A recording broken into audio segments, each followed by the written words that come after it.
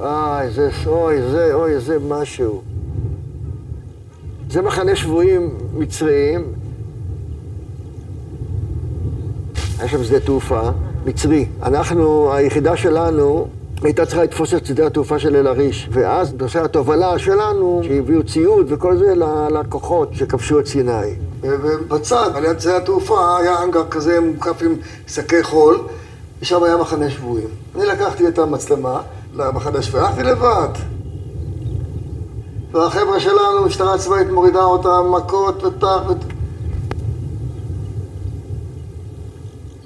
כמו איזה עדר כבשים הביאו אותם, מורידו את הבגדים, תחתונים חצי ערומים, מורידים אותם מלמעלה עם מכות, בשביל מה? מה אתה מכניס למכות?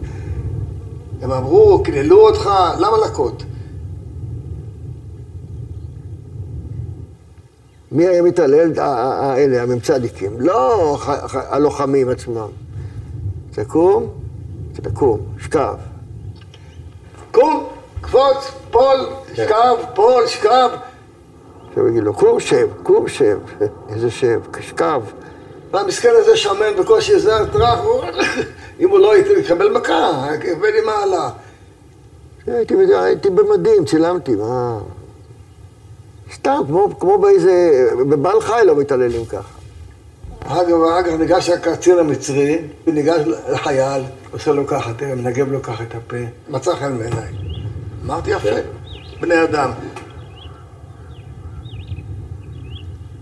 הרי מלחמה זה עושה את הבן אדם חיה.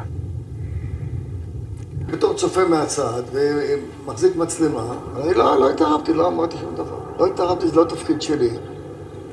אצלי אדם הוא אדם, לא משנה אם הוא אויב שלך, או ידיד שלך, או שהוא מהעם שלך או מעם אחר.